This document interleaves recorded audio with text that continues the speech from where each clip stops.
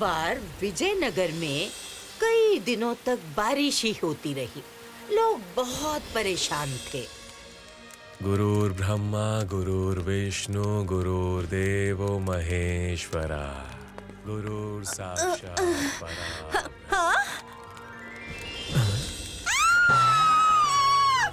अरे ये तो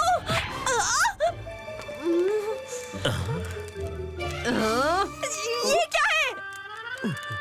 प्रार्थना ईश्वर से बारिश रोकने के लिए। मेरा रसम गिरा दिया।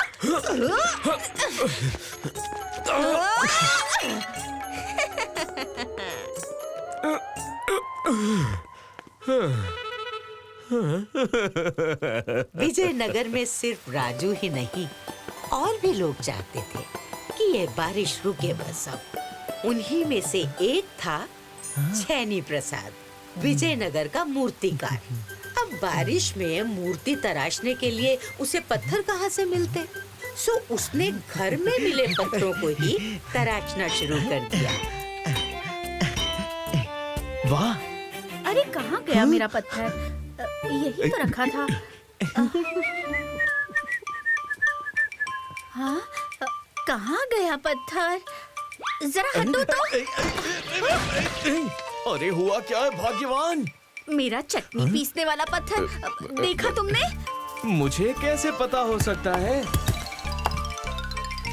हाँ, इसकी भी मूर्ति बना दी। अब मैं चटनी किससे पीसूं? बात कहाँ रहे हो? राजू की प्रार्थना का असर बोले या छैनी प्रसाद के इंतजार का। बारिश रुकी। विजयनगर का खुला आसमान बारिश के कहर की कहानी कह रहा था। बारिश रोकने के लिए ईश्वर का धन्यवाद करने जब राजू मंदिर के लिए निकला तो नदी किनारे उसने वो देखा जो आज से पहले कभी नहीं देखा था। चमत्कार! हे ईश्वर, हम विजयनगर वासियों का संकट हटने के बाद उन्हें आशीर्वाद देने आप स्वयं आ गए। जय हो! मैं सबको बताऊंगा। ये नहीं, ये भी नहीं, एक भी पत्थर मेरे काम का नहीं है। हे ईश्वर, ये अन्याय है। ईश्वर आ गए! ईश्वर आ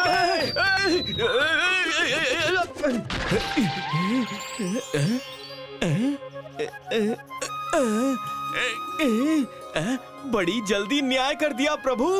कितना अच्छा सपाट पत्थर है। इसकी मूर्ति तराशने में तो मजा ही आ जाएगा। अभी अपनी छैनी हथौड़ी लेकर आता हूँ।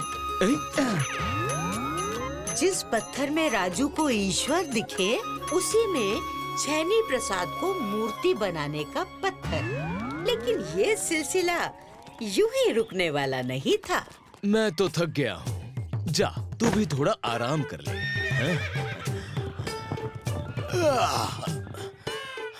वाह, इतना सपाट पत्थर है, क्यों ना इस पर थोड़ा आराम किया जाए। हाँ।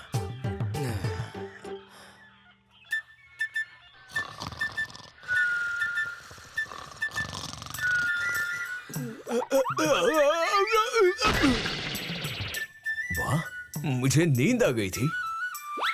क्यों नहीं आएगी? इतनी बढ़िया जगह है और उस पर इतना सपाट पत्थर। ये जगह तो मेरे व्यापारी मित्रों की भी सारी थकान मिटा देगी। उन्हें बताता हूँ।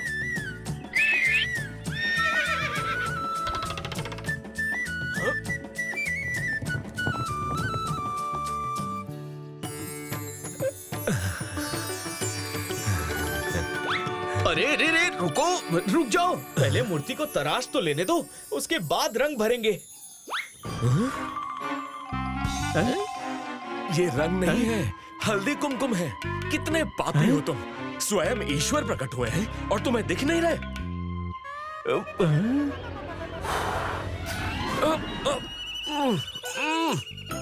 अरे भाई, प्रकट कैसे हो सकते हैं जब तक मैं अपनी छैनी हथौड़ी चलाऊंगा नहीं। रुको!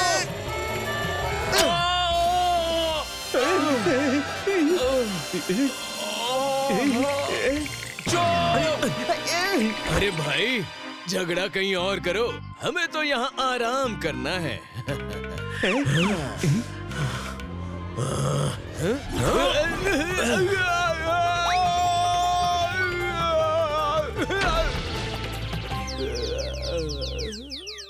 क्या तकलीफ है जी आपको? अरे भास्कर, मैं हूँ मन्नू। ये सब तुमने किया है? हाँ। कहाँ चढ़े जा रहे थे मेरे ईश्वर पे? अरे ये मूर्ति बनाने का पत्थर है, कोई चारपाई नहीं है। तुम अपनी नाक मत डालो बीच में। ये पत्थर मूर्ति बनाने के लिए है। नहीं, ये मेरे ईश्वर है।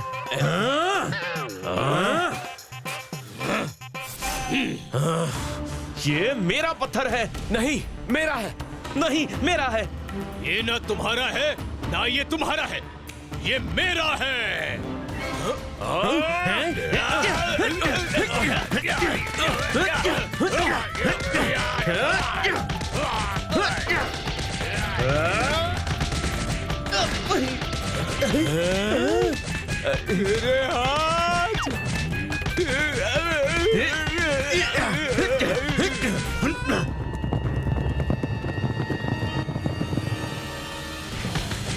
सब रुक जाओ।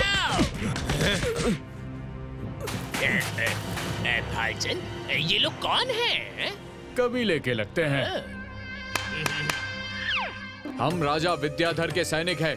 हटो पीछे, हमें ये रास्ते में आया हुआ पत्थर हटाना है। मैं देखता हूँ कैसे तुम मेरे ईश्वर को हटाते हो। ये मेरा मूर्ति तराशने का पत्थर है। अगर राजा से शिकायत कर दूंगा तो याद रखना क्या होगा। हम भी व्यापारी हैं। राजा की धौंस किसी और को देना। हटाओ अपनी मूर्ति, कहीं और जाकर बनाओ। ये हमारे आराम के लिए है।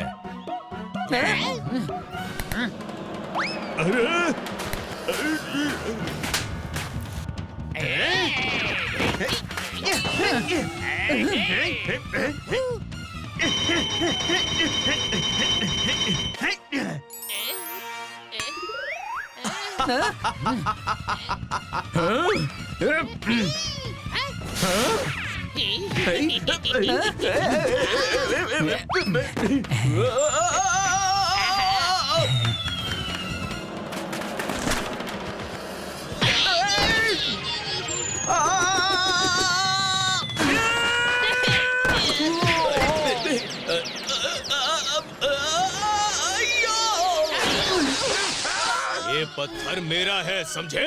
हाँ?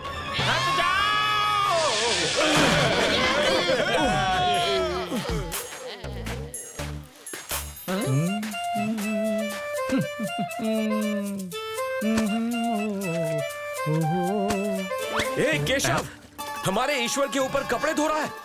लेकिन कहाँ है तुम्हारा ईश्वर? देखो, ये हमारे आराम करने की जगह है। हट यहाँ से।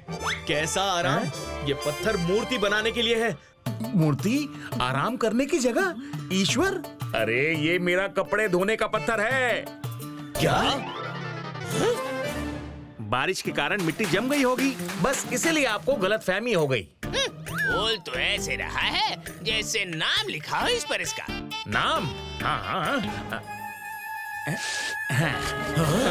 क्यों, देख लिया? चलो जाओ, मुझे राजमहल के कपड़े धोने हैं। सालों पहले दूर समंदर में एक बहुत ही खूबसूरत आइलैंड था, जहाँ बड़े बड़े पेड़, सुंदर तालाब और मीठे मीठे पानी के झरने थे। और हाँ, यहाँ की एक चीज तो मैं बताना ही भूल गई। यहाँ के दुर्लभ सफेद पत्थर, जिससे विश्व की सबसे शानदार मूर्तियां बना करती थी।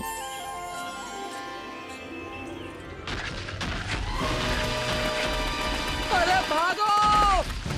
भागो! अरे कौन है जिसने पत्थर की बारिश करा दी? नीचे उतरो, ये कोई तरीका है पत्थर उतारने का? माफ करना भाया, थोड़ी देर और करता तो पत्थर के भार से मेरी नाव डूब जाती, इसलिए बिना सूचना दिए ऐसा करना पड़ा। बड़े अजीब व्यक्ति हो। अरे किसी का सर फूट जाता तो? ओह, अजीब मैं हूँ या आपके टापू का नियम? ऐसा कहीं सुना है कि मूर्ति बनाने की खास कला सीखनी है तो अपना पत्थर खुद लेकर आना होगा। बात करते हैं, पहले नियम सही करवाओ, फिर बात करना। चलता हूँ मैं। ये बात तो सही कह गया, हमारे देश के नियम में ही गड़बड़ी है। रोज रोज के इस पत्थर के झंझट से छुटकारा पाना है तो हमें महाराज से बात करनी ही पड़ेगी। आप लोग अपनी समस्या बताएं। दरअसल बात यह है महाराज कि हमारे राज कलाकार अमरसेन की मूर्तियों की कला इतनी चर्चित है कि दूर दूर से लोग यहाँ उनसे मूर्ति कला सीखने आते हैं। मगर ये तो हमारे लिए गर्व की बात है, इसमें समस्या क्या है? समस्या ये नहीं है महाराज, समस्या है मूर्ति कला सीखने की शर्त। और शर्त ये है कि जिसे भी कला सीखनी है उसे अपना पत्थर खुद लेकर आना होगा। अब इस शर्त से हमारे किनारों पर पत्थर ही पत्थर उतरते रहते हैं, जिससे हमें व्यापार करने में बहुत परेशानी होती है। मंत्री, क्या हमारे राज्य में पत्थरों की कमी है जो कलाकारों से पत्थर मंगवाए जाते हैं? कैसी बात करते हैं महाराज? जहाँ सोने चांदी खाने पीने किसी चीज की कमी नहीं है, वहाँ पत्थरों की कमी कैसे होगी महाराज? तो फिर बात क्या है? अमरसेन ने कुछ तो सोच समझकर ये नियम बनाया होगा। अब अगर आप कहें तो अमरसेन जी को आने का बुलावा भेजा जाए? नहीं, वो राज कारीगर के साथ हमारा मित्र भी है, इसीलिए हम खुद अपने मित्र से मिलने जाएंगे। और महाराज हिमबिंदु अपने लोगों के साथ अमरसेन की मूर्ति पाठशाला में पहुंच गए, जहां महाराज को स्वयं आया देख सभी अचंभित हो जाते हैं। और अमरसेन महाराज से यहाँ आने का कारण पूछता है, जिस पे महाराज मूर्ति कला सीखने के लिए पत्थर साथ लाने के अनोखे नियम के बारे में पूछते हैं। महाराज, हमारा राज्य छोटा सा है। यहाँ की मिट्टी, पेड़ पौधे, यहाँ तक कि पत्थर प्रकृति का उपहार है और प्रकृति ने सब कुछ बहुत सोच समझ कर बनाया है। ये पेड़ पौधे, पानी, पहाड़, पत्थर, सब कुछ, इनमें से किसी एक चीज से भी छेड़छाड़ प्रकृति का संतुलन बिगाड़ सकती है और फिर यहाँ कुछ नहीं बचेगा। अगर कुछ नहीं बचेगा तो हम आने वाली पीढ़ी को क्या देंगे? वाह अमरसेन वाह, हम तुम्हारे विचार से अति प्रसन्न हुए। और रही बात आप लोगों की समस्या की, तो मैं जल्द ही मूर्तिकारों के पत्थर लाने ले जाने के लिए अलग किनारा बनवाने की व्यवस्था करता हूँ, जिससे आप लोगों को कोई परेशानी ना हो। धन्यवाद महाराज, ये तो बहुत ही अच्छी बात है। महाराज की जय हो। महाराज के न्याय से सभी प्रसन्न हो गए। जैसा कि राजा ने कहा था, पत्थर लाने और ले जाने के लिए अलग से किनारा बना दिया गया, जिससे व्यापारी भी खुशी खुशी अपना व्यापार करने लगे। कुछ सालों के बाद जब महाराज हिमाबिंदु की जगह उनके बेटे राजदीप ने गद्दी संभाली, तो सब कुछ धीरे धीरे बदलने लगा, क्योंकि महाराज हिमाबिंदु और नए महाराज राजदीप के सोचने के तरीके में काफी फर्क था। उनका हर फैसला केवल फायदे के लिए होता था। कुछ दिनों के बाद जिन्होंने पहले शिकायत की थी, उन्होंने फिर से मूर्तिकार अमरसेन और उनके पत्थर लाने के नियम के बारे में राजदीप के कान भरने शुरू कर दिए। अमरसेन को राज दरबार में बुलाया जाए। क्षमा महाराज, वो आपके पिताजी के मित्र हैं। आपको उनके पास खुद जाना चाहिए। आपके पिताजी भी ऐसा ही किया करते थे। आप ये मत भूलिए कि पिताजी की जगह महाराज अब मैं हूँ। हमारी आज्ञा का तुरंत पालन हो। और कुछ ही देर में नए महाराज के आदेश पर अमरसेन दरबार में हाजिर हो गए। आपके मूर्ति कला सीखने के लिए कलाकारों को पत्थर लेकर आने वाले नियम को हम आज और अभी से समाप्त करने का आदेश देते हैं। मगर महाराज, इससे हमारा और हमारे राज्य की बहुत अधिक हानि होगी। हानि और लाभ आप हम पर छोड़ दीजिए, क्योंकि हमें पता लगा है कि पत्थर लेकर आने के नियम के कारण कई कलाकार यहाँ आ ही नहीं पाते। इसलिए ना ही नियम रहेगा, ना ही कलाकार यहाँ आने से कतराएंगे। लोग आएंगे तो व्यापार आएगा, व्यापार आएगा और तरक्की होगी। मगर हमारी बात अभी पूरी नहीं हुई। आपने इस राज्य की बहुत सेवा की है, इसके लिए ये राज्य आपका आभारी है। मगर अब आपके आराम की उम्र है, इसलिए आपको अभी से सेवा मुक्त किया जाता है। जो आज्ञा महाराज। अपने अभी के फायदे के आगे महाराज राजदीप को कुछ नहीं सूझ रहा था। इसीलिए अब नए नियम के आने से धीरे धीरे राज्य में भारी संख्या में लोग आने लगे। भारी संख्या में खुदाई करके पत्थर निकाले जाने लगे।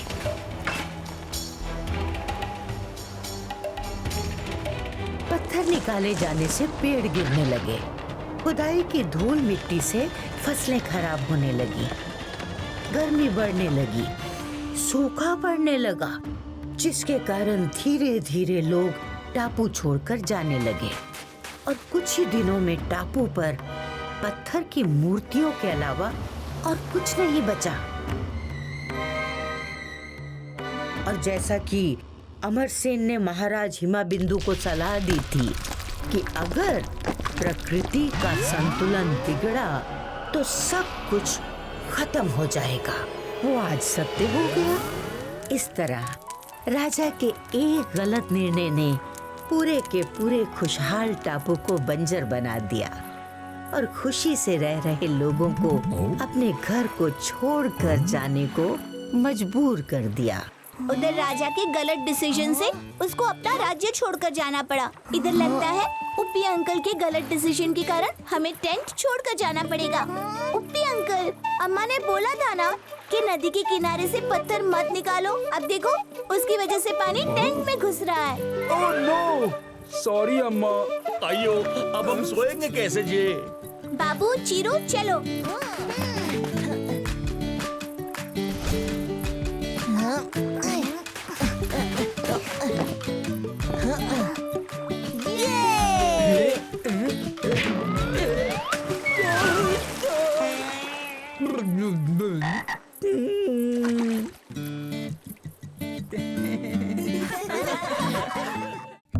If you like this video, subscribe to our channel Murthy Media.